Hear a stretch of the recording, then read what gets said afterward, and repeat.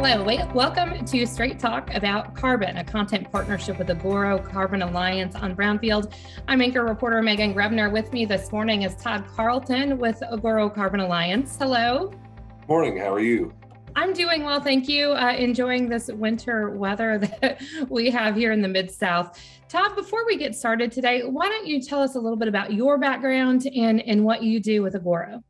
Yeah, sure. So my background, I started after I graduated college in 2009. I started with Helena Chemical in the ag input side, and leaving the family ranch, that's where I kind of got involved in ag as a professional.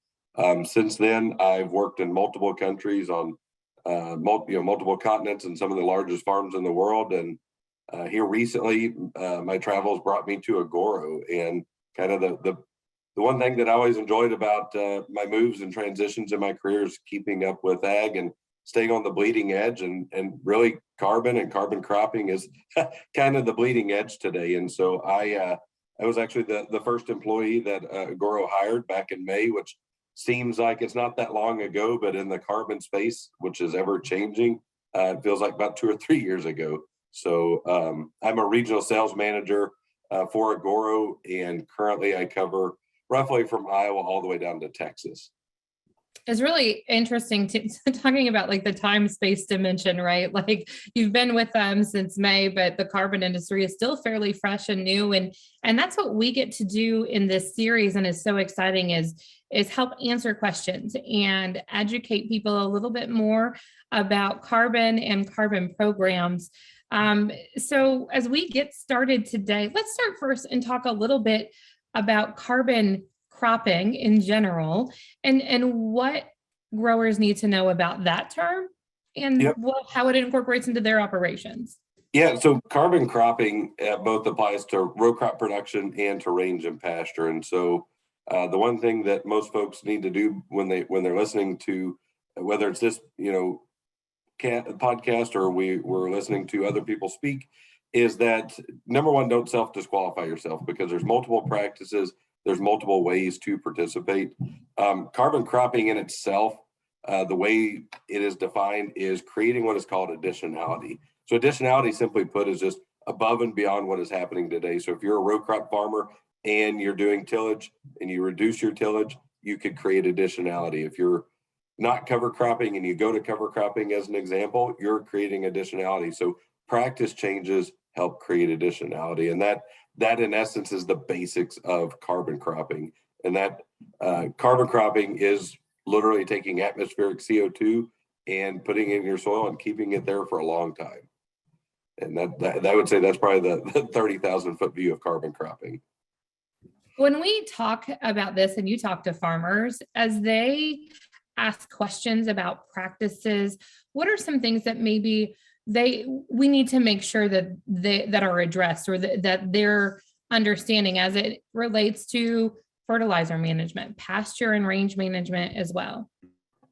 Yeah, so those pieces of the puzzle, that management component, is actually very important in both row crop and pasture. In our world, when you do a management practice based upon fertility, in a lot of cases, that is an avoidance or a reduction credit. It's truly not a carbon credit. So when you think of breaking this thing out into a little more granular detail, when you cover crop or when you reduce tillage, that's a true sequestration practice. When you manage that nitrogen, whether it's through a program, through different application methods, that's actually a reduction or avoidance credit. So some people kind of conflate the two, and that's okay because this is a new space. But as time goes on and this thing is built out and becomes more clear, today it's kind of like muddy water, and hopefully soon it'll be like a nice clear lake. Those two are actually two different things. But precision ag as a whole takes a big step forward in carbon cropping, because it allows us to manage, it allows us to have a view of what is going on the farm. You know, everybody talks about how important data is and how much it's worth.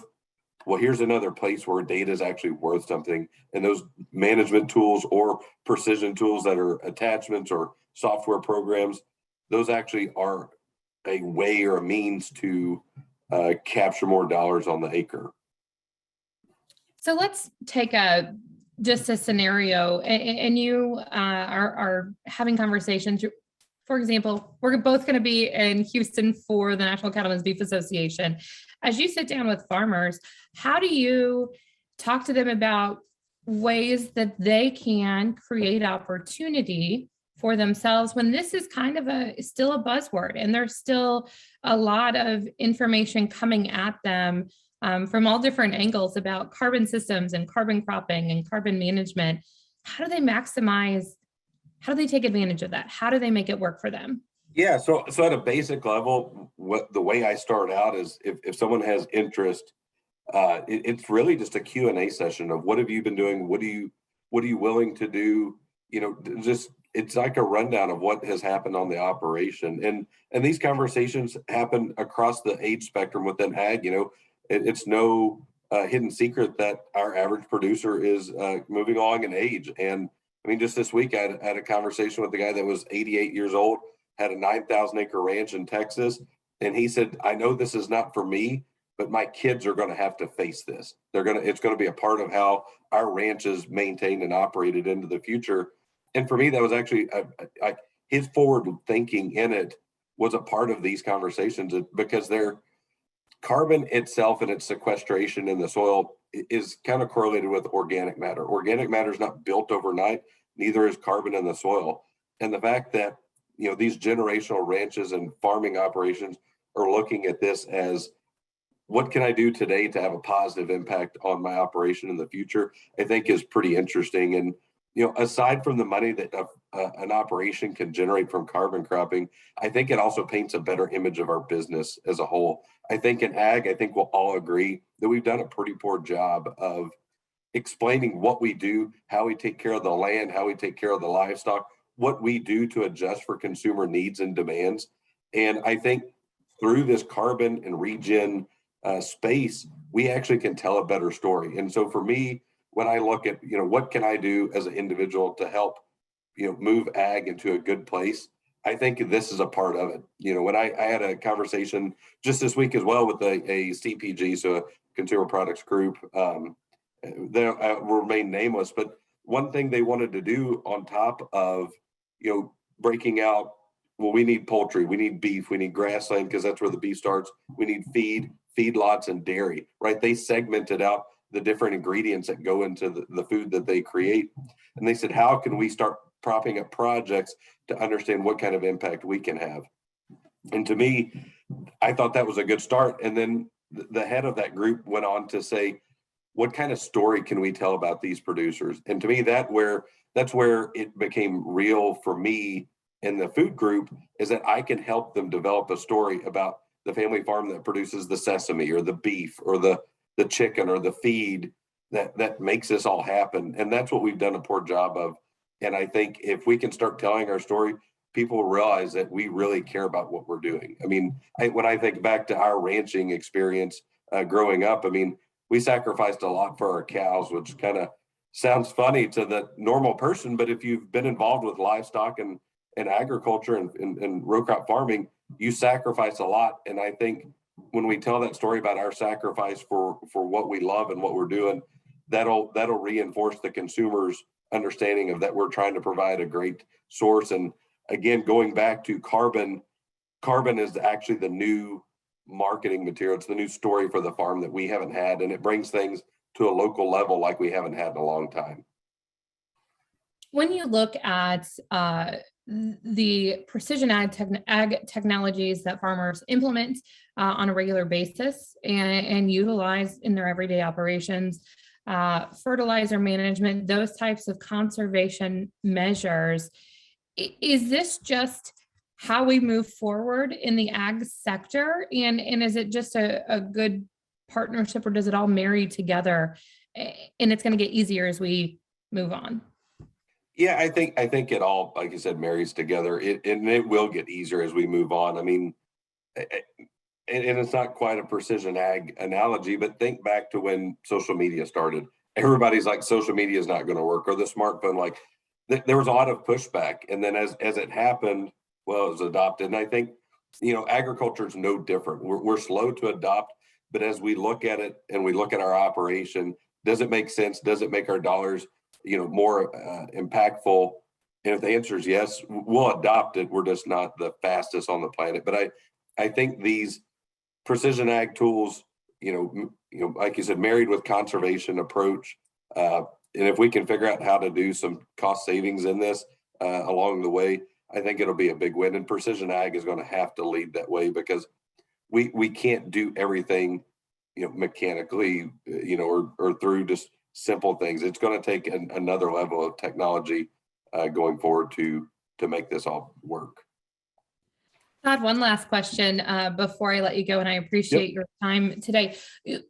I'm sure you get bombarded with questions from farmers about where is this going? What is this doing?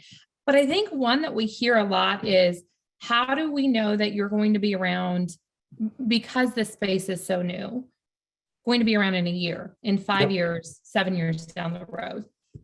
Well, hey, that's a fair question. I mean, I made this a career move, from working in the input side at a co-op that had been around for a long time to, quote unquote, a startup. But the thing that made me jump into this space was the fact that there was a multinational fertilizer company called Yara International that's been around for over 100 years. One of the first, if not the first, producer of mineral fertilizer in the world. When I knew that they were backing it, and it wasn't like in some of my other past experiences where venture capital was providing the funding, I knew that we would be around for a while and that it wasn't an overnight deal. And even into the future, if Agoro takes on investors, we'll still have Yara there to help us move forward. And so for me and for the folks listening, that should give you a lot of confidence that a company like Yara is putting their money where their mouth is and helping this thing move into the future. Todd, anything else today? No, and the only thing I want to add really is if anybody has any questions, please reach out to anybody at Agoro. You can find information on our website at agorocarbon.com. There are always folks available. And the one thing that we try to do really is not push you into this. We really just want to educate you on what's going on, what's been happening, what's different between now and 2007, 2008. We've been on a big education campaign, and I tell you, it's really paid off. So if anybody wants to sit down and have an educational talk, please feel free to reach out to any of the Agoro Carbon folks. Once again, do you want to give the website real quick, Todd? Yep, that's agorocarbon.com. It's been great talking with you, and I look forward to continuing this series and learning more about carbon and how it can be part of the ag conversation moving forward. Have a great day, Todd. Yep, thanks, Megan. You too. I'm Megan Grebner with Straight Talk About Carbon, a content partnership with the Agoro Carbon Alliance on Brownfield.